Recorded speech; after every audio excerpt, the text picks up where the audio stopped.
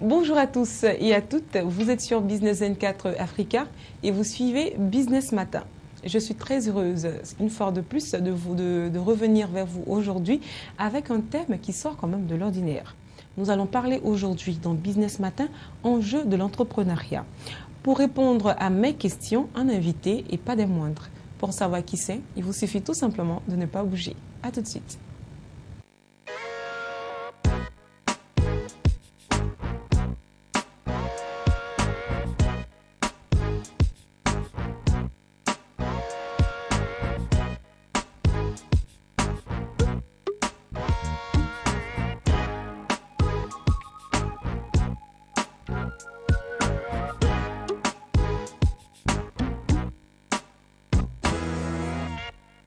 Je le disais tantôt, dans Business Matin aujourd'hui, nous parlons enjeux de l'entrepreneuriat. Pour cela, j'ai comme invité M. Israël Guebo. Il est web entrepreneur, également consultant en communication digitale. C'est bien chic tout ça. Alors, bonjour M. Israël Guebo. Bonjour. Bienvenue sur le plateau de Business Matin. C'est moi qui vous remercie pour l'invitation. Alors, pour un pays comme la Côte d'Ivoire, quels sont les enjeux de l'entrepreneuriat selon vous? Je pense que l'entrepreneuriat aujourd'hui a deux enjeux. Le premier enjeu, c'est d'abord d'apporter une alternative au secteur public. Donc offrir aux jeunes diplômés, par exemple, de ne pas tout de suite s'orienter vers la fonction publique, mais d'arriver quand même à pouvoir trouver une alternative, donc un autre secteur qui leur permet de pouvoir développer ce qu'ils veulent.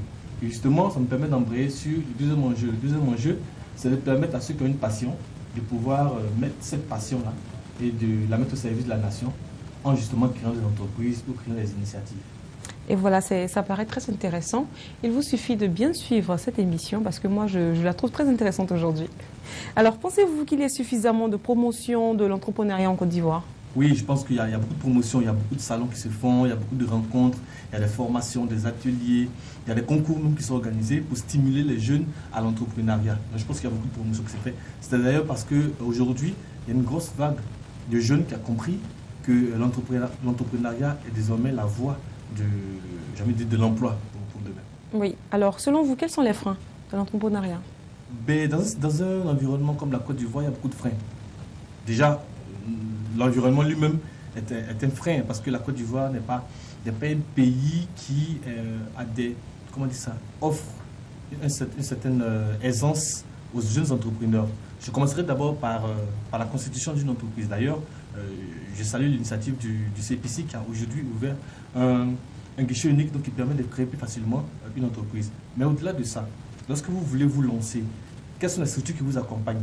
C'est très difficile, que ce soit les banques ou des structures de financement, c'est très difficile d'avoir des bailleurs locaux pour vous accompagner. À côté de ça, il y a même dans le cheminement de l'entreprise.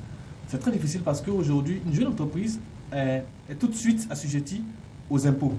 Dans certains pays, on a par exemple la possibilité d'avoir 1 année, 2 années, 3 années d'exonération d'impôts. Donc ça facilite en fait les jeunes entrepreneurs à pouvoir au moins sur 1 an, 2 ans, 3 ans développer leur activité et commencer à payer les impôts. Aujourd'hui, vous payez d'abord l'impôt avant de commencer à travailler. Ça peut être aussi également un frein. Il faut comprendre l'environnement sociopolitique qui parfois n'est pas forcément favorable au développement d'initiatives ou d'entreprises. Parce que bon, un pays qui n'est pas stable est un pays qui a difficilement la possibilité de créer des entreprises. Heureusement qu'il y a une accalmie au niveau de la Côte d'Ivoire qui permet aujourd'hui que de plus en plus d'entreprises et de jeunes entrepreneurs puissent se lancer.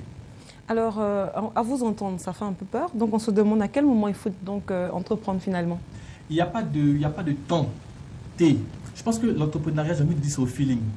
C'est à l'opportunité. C'est au moment. Il n'y a pas une école où on part pour dire, bon, je vais apprendre à être entrepreneur. Pas nécessairement. On peut être entrepreneur à tous les âges. Moi, je considère que la femme qui vend les beignets en bordure de route, c'est un entrepreneur. Le jeune cireur, c'est un entrepreneur. Celui qui crée sa PME, c'est un entrepreneur. Celui qui crée son usine, c'est un entrepreneur. Donc, l'entrepreneuriat demande de saisir l'opportunité et de comprendre le contexte du moment. Vous avez une idée en tête que vous avez mûrie, vous vous rendez compte que le moment est venu de pouvoir vous lancer, ben vous vous lancez. Quitte à vous casser la tête, mais vous vous lancez quand même. Mais faut-il se lancer justement dans le vide? Non, pas dans le vide. Ça demande aussi de comprendre, j'ai parlé d'environnement, de comprendre quelle est la tendance du marché, on dirait vulgairement, qu'est-ce qui marche aujourd'hui. Vous savez, quand une femme décide de vendre une beignet dans son quartier, c'est parce qu'elle s'est rendue compte que, par exemple, il y a beaucoup d'enfants qui vont à l'école les matins, et donc ces enfants-là peuvent être des potentiels clients. Donc, il y a une sorte d'étude de marché. On a l'impression que l'entrepreneuriat est uniquement réservé aux personnes qui ont fait de grandes études. Mais non, nos mamans, nos jeunes frères qui sont dans les petits secteurs dits informels sont des entrepreneurs et parfois sont beaucoup plus ingénieux et ont beaucoup plus de rentabilité que ceux qui ont fait de grandes études. D'accord. Alors, on va parler un peu de votre expérience personnelle, si ça ne vous gêne pas. Non, du tout. Qu'est-ce qui donc vous a fait décider à vous lancer dans l'entrepreneuriat? Ben, c'est l'environnement. Moi, je suis journaliste de formation. Et j'ai fini mes études. Le lendemain, j'ai eu mon diplôme, je suis rentré en Côte d'Ivoire. Je me suis rendu compte que dans le domaine des médias, il y a une révolution à apporter. Il y a un souffle nouveau à apporter. Et donc, j'ai créé une entreprise qui permet en fait de faire de la communication à partir des TIC, ce qu'on appelle la communication digitale, et qui permet d'apporter de nouvelles solutions, des alternatives aux médias classiques. On a créé une web radio, on a créé un journal en ligne, donc ça crée également de l'emploi par derrière. En fait, c'est ça, saisir, comprendre une le opportunité marché et saisir l'opportunité. Et pour moi, l'opportunité, c'est qu'actuellement en Côte d'Ivoire, il y a un grand besoin dans le secteur des médias pour pouvoir développer donc de nouvelles initiatives. Alors dites-moi, est-ce que vous avez des exemples d'entrepreneurs qui vous ont quand même marqué? Là, à chaud comme ça, l'exemple qui me vient en tête s'appelle Eric Rajaonari. Il est de Madagascar. Il est comptable de formation. Il a eu l'ingénieuse idée de se servir de ce qu'on appelle des guano de chauve-souris pour fabriquer de l'engrais 100% naturel et 100% made in Africa. Les guano de chauve-souris, ce sont les excréments de chauve-souris qui sont en fait dans des grottes à Madagascar. Une matière que certainement tout le monde fuit, il a réussi à les rassembler et en faire une opportunité d'entrepreneuriat. Aujourd'hui, 10 ans après avoir créé son entreprise, le chiffre d'affaires est estimé à près de 650 millions de francs CFA et il exporte près de 13 000 tonnes, dont 60% de ces 13 000-là vont vers le monde entier. Donc pour moi, c'est un entrepreneur. L'entrepreneuriat n'est pas forcément dans l'éthique, l'entrepreneuriat est dans l'opportunité. Ça va trouver la bonne chose, j'ai envie de dire, qui va vous permettre vous de développer par derrière. Et c'est des milliers d'emplois que le monsieur a créés aujourd'hui. Alors, merci beaucoup, monsieur Israël Guébo. C'est moi. Mais avant de vous laisser partir, avez-vous des conseils donc à adresser à la jeunesse et à tous ceux qui veulent entreprendre? Oui, moi j'ai 3 conseils. Premièrement, il faut avoir une passion. Ensuite, il faut avoir une vision. Et troisièmement, il faut savoir bien s'entourer. C'est très important de bien accompagner. Et puis, j'ai envie de dire, n'ayez pas peur de vous lancer et de faire des échecs. Vous savez, les échecs font partie des expériences qu'on acquiert dans le cheminement de l'entrepreneuriat. Si on ne se casse pas la tête, on ne peut pas savoir que là, ça ne marche pas. Donc, il ne faut pas avoir peur de se tromper. Et puis, si finalement, on sent qu'on s'est trompé dans un secteur, ben, il faut changer, il n'y a pas de problème. D'accord, je vous souhaite donc bonne chance à vous, monsieur Israël Guébo. Merci beaucoup. Bonne chance également à tous les téléspectateurs qui ont envie de se lancer, mais en espérant bien sûr que vous ne puissiez pas vous casser la gueule vraiment trop souvent. Hein. C'est pour ça qu'il faut bien se préparer. Et bien étudier. Voilà. Nous aussi, nous sommes bien préparés et c'est la raison pour laquelle nous recevons notre professeur informatique Sylvestre Aferi.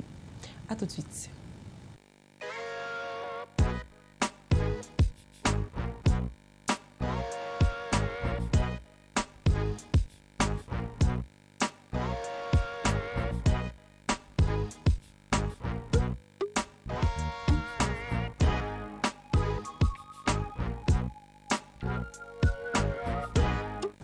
Je le disais tantôt, nous recevons notre professeur Sylvestre Aferi dans le cadre d'Infotique.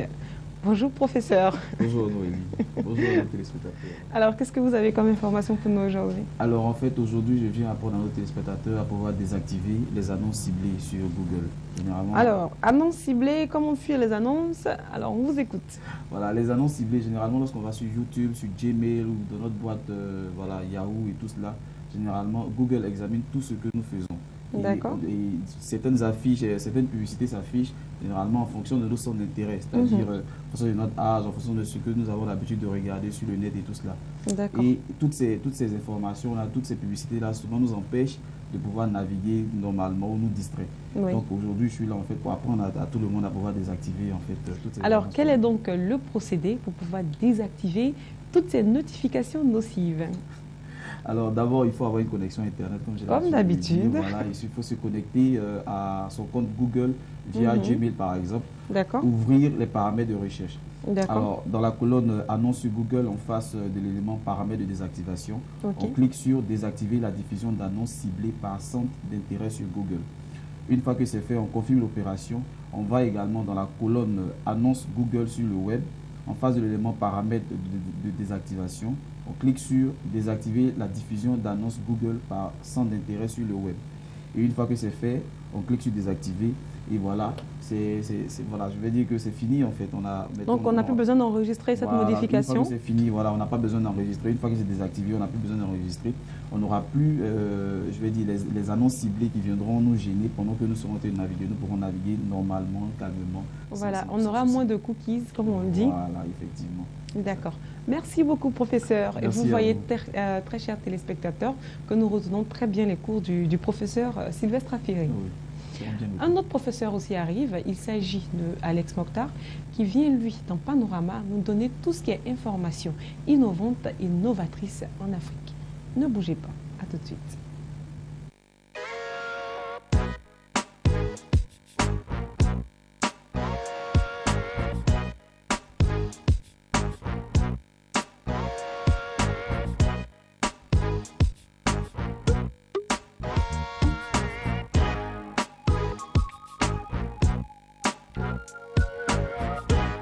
Maintenant, je suis en compagnie d'Alex Mokhtar, le professeur de tout ce qui est innovation et d'action innovante en Afrique en matière d'économie.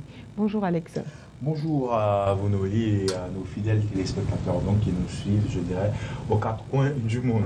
Alors c'est avec une joie immense et incommensurable que nous recevons Alex Mokhtar. Alors Alex Mokhtar, qu'est-ce que vous avez comme information pour nous aujourd'hui?